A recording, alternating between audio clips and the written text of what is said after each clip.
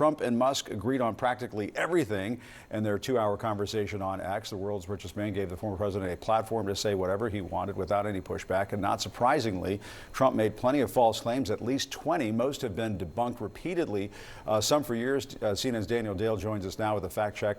And Daniel, as I like to say to folks, Daniel, you know Trump's lies better than maybe Trump does. You cataloged them for years. You know them all too well. And we heard a lot of them repeated last night. We did. This was the same stuff I've been dealing with, some of them for 5+ years, been fact-checked dozens of times, but he keeps saying them, as we know. Yeah, let's listen to this one bite about crime. Let's listen to that. Their crime rate's coming down and our crime rate's going through the roof.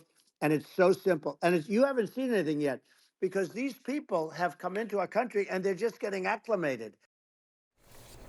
But we know, generally speaking, crime is down across the country. Crime is down, Jim. Yeah. This claim is not only not true, it's the opposite of reality. Crime has been falling for 1.5 years plus. Violent crime and murder significantly. We had a 6% decline in violent crime in 2023. It was a 15% decline in the first quarter of 2021. Even starker declines in murder, 13% in 2023, 26% in the first quarter of 2024. So these are preliminary figures. The precise numbers might change when we get the final numbers, but there is no doubt about the direction. Crime is certainly going down, and it is now lower, violent crime and murder, than they were in 2020 under President Trump. Yeah, and Christian was talking about how the campaign wants to appeal to younger voters. Well, younger voters are concerned about climate change, and Trump had some thoughts on that. Let's listen. You know, the biggest threat is not global warming, where the ocean's going to rise 1/8 of an inch over the next 400 years. And you'll have more oceanfront property, right? The biggest threat is not that. The biggest threat is nuclear warming, because we have 5 countries now that have significant nuclear power. What did you make of that? So Trump says a lot of wrong things, Jim. This claim about the extent of sea level rise with global warming is one of the very wrongest. So Trump keeps saying sea levels are going to rise 1/8 of an inch in 200, 300, 400. Once he said 497 years. It is actually more than 1/8 of an inch now per year. So more per year than he says is going to happen in 4 centuries. According to NASA figures, it's about 1/6 of an inch per year, 0.17 inches per year today. Over 300, 400 years, we're talking about feet. And if we want to bring this point home for former President Trump, it is especially fast in Florida. We have a tide gauge right near Mar-a-Lago, and that data shows that sea levels right there are rising about 1/8 of an inch every 9 months. So he says every 400 years, it's every 9 months. And I'll add, he keeps making this joke, a sea level rise is going to give people more oceanfront property. Yes, it's a joke, but it's a ridiculous joke. We're talking about communities becoming uninhabitable, people losing their homes, infrastructure damage, more flooding, more destructive hurricanes. This is bad stuff. It's not really a laughing matter. Yeah, all he has to do to fact check this is to walk out his front door at Mar-a-Lago. He can see the sea levels rise right in front of his eyes. Daniel Dale, thanks a lot. Appreciate it very much. Let's discuss with CNN political commentator and Democratic strategist Maria Cardona and Republican strategist Katie Frost. Katie, let me go to you first. Do you think this was helpful to Trump? Was he speaking to the same audience that usually tunes into what he has to say? They don't mind that he tells sort of the same half-truths and falsehoods and spinning those tales that he typically does? Well, it's good to be with you, Jim. Good morning. It's interesting to see President Trump go out and do a long-form conversation like this.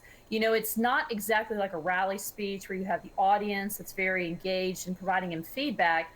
This was a conversation between the future leader of the free world and the wealthiest man in the world, and we got to sit in on it, and it was very interesting to see. I think it's very important to realize that this kind of open, candid conversation rarely happens with presidential candidates. So it was a very unique opportunity for the American people to listen in on that. Maria, what did you think? The Harris campaign, they trolled the chat referring to it on social media as, quote, whatever that was. They added Trump's entire campaign is in service of people like Elon Musk and himself. And I have to think, and I suppose the Harris campaign is already doing this, they're already making some hay out of that comment that Trump made to Elon Musk about laying people off and cutting people and how that's good for business. Yeah, absolutely, Jim. This was the furthest thing from interesting. It was weird. It was crazy. And sure, I guess you wanted to listen in on it the way that you kind of can't keep your eyes away from something that is just so freaking bizarre, because that's exactly what it was. It was a 2-hour glitchy rant of all of Donald Trump's perceived, crimes against him, I guess is what you would say. Frankly, nothing different from what we would see at his crazy rallies. And so he didn't share anything new. He just went down his rabbit hole. And frankly, I hope he does this every single day, Jim, because that will demonstrate to the American people that he not only wasn't fit for the first 4 years that he took office, but he is even more unfit, perhaps more deranged, clearly going into massive mental decline, and that he is the furthest thing that the American people want or need or deserve as president of the United States. And meanwhile, you have Vice President Kamala Harris and Governor Tim Walz that just came back from a massive blitz during the last week in the battleground states, talking about what voters really care about: lowering costs, continuing to have access to health care, increasing jobs, growing the economy. Right. And so, yes, I hope he does this every single day, Jim, because the contrast for this election, he makes it easy for us. Yeah, and Katie, I mean, how do Trump's comments about Musk being the greatest cutter of jobs help win over union voters? I mean, that is a voting bloc that he has specifically targeted, that his campaign has specifically targeted as being very important. When you make off-the-cuff comments like that, that can't be helpful. I remember when Mitt Romney got in a lot of trouble back in the 2012 campaign, talking about how he liked to be able to fire people. For your typical Rust Belt voter, if that's, the demographics we're talking about here, they're going to look at the issues that are impacting them. And you do have remarks like that. They factor that in, but they factor in that they can't fill up their gas tank, that they are having to struggle to make it for them. Administration. Yeah.